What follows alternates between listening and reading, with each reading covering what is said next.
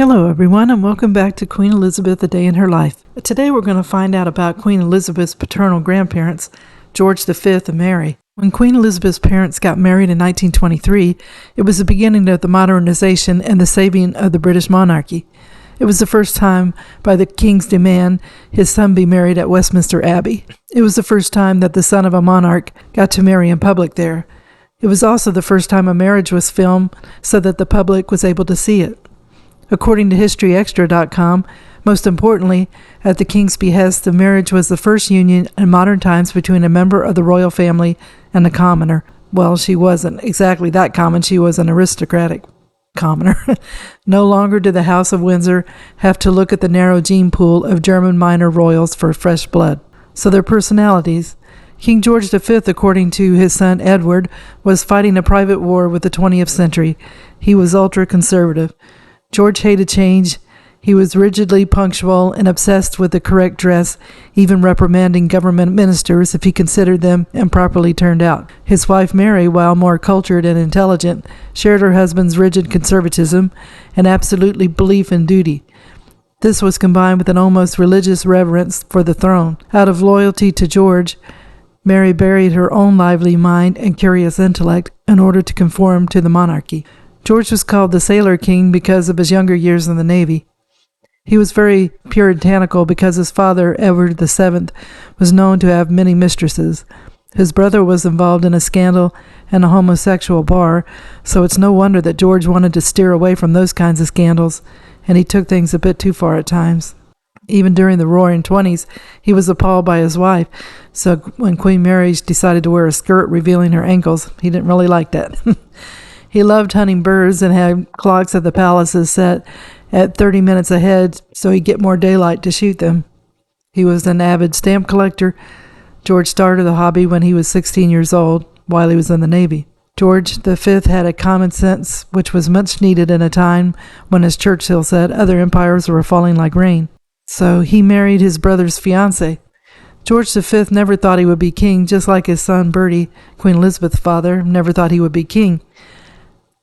When George was 26, his brother Eddie died from flu-like symptoms, and then George went from naval officer to heir to the throne. According to HistoryExtra.com, Prince Eddie had been betrothed to Princess Mary, known to all as May, the shy and undemonstrative daughter of the Duke and Duchess of TECK. With the characteristic expediency of a dynasty bent on its own survival, May, whom Queen Victoria regarded as level-headed and sound, despite her relatively lowly royal status, was encouraged to transfer her affections to George. After a decent interval of a year, George was told to do his duty, go into the garden with May, and propose to her. He was accepted. The arranged marriage turned into something more, and they had a real love for each other. They didn't have an equal partnership because Mary wanted to support her husband in his role as king. They did work well together as a team. George became the king in 1910 after the death of his father. Unlike his mother and father, whose reign was one where George's mother had to put up with her husband's affairs, George and Mary espoused the virtues of the middle class, fidelity, and family.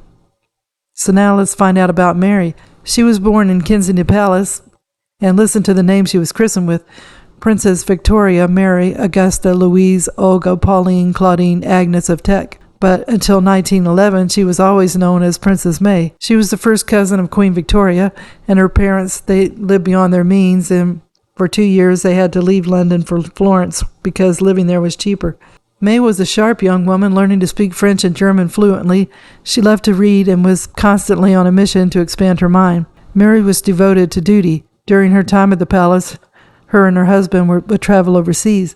As Princess of Wales, her favorite tour was perhaps an 8-month journey to India in 1905-1906. Even on her deathbed, nearly a half a century later, she would have a book about the country read to her as her health declined. When she came to the throne, her name didn't seem regal enough as May, and she couldn't use the name Victoria, so she became Mary in her mid-40s. Mary was known to wear the trousers in the family, and her husband didn't seem to mind. She was a bit of a feminist, but not militant about it, and she didn't like the females who stopped the car by putting their hands on the hood of it. According to HistoryExtra.com, during the First World War, Queen Mary once again refused to be pigeonholed into traditional roles. She did more than her fair share of hospital visits throughout the conflict, but she was keen to see how the war was actually being conducted, culminating in a trip to the Western Front in 1917. She was utterly tireless in her efforts to raise money and support troops, so much so that at one point in 1917, she suffered a collapse and was diagnosed with exhaustion. Despite being ordered to cut back on her duties, she carried on. Throughout his reign, George never tired of telling her or anyone else in earshot that he would be lost without his wife's guidance, her unwavering support, and her commitment to their roles as king and queen. Next up, we have George changed the family name. So during World War I, George V decided that the German-sounding last name they had was too German, before the name was known as Saxe-Coburg-Gotha. So George asked his private secretary to come up with a name, and he suggested Windsor. So this was a perfect name because it brought to mind the ancient castle, solid, unchanging virtues, and a link to a nourishing brown Windsor soup popular at the time.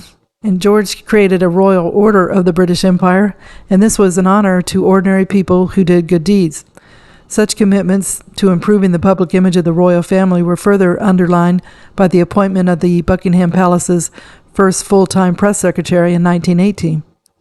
And George helped to save the country during financial crisis. According to a historian, George was possessed with a kind of sublime common sense. He knew what to do, and he did it. So George was surprised at his silver jubilee. George, with the help of his private secretaries, was able to modernize the monarchy by giving rock-like security. George described the crowds as the greatest number of people in the streets I've ever seen in my life as they drove to St. Paul's. In the process, he had become deeply loved to his great surprise. I did not realize they felt like this, he said, astonished and moved by the rapturous reception. Another way the king became so popular was the radio speeches the king gave at Christmas time. The first one he did was in 1932. We can see that George and Mary laid out the blueprint for upcoming generations to follow. King Edward wanted to stray from the blueprint by insisting that he be allowed to marry a twice-divorced woman. When he didn't get his way, he resigned. That left his brother Bertie to take the throne, and Bertie kept the ways of his father and gave his people a sense of security like they had known when his father was king. Queen Elizabeth did her father and grandfather proud by serving over 70 years, longer than any previous monarch. What an achievement.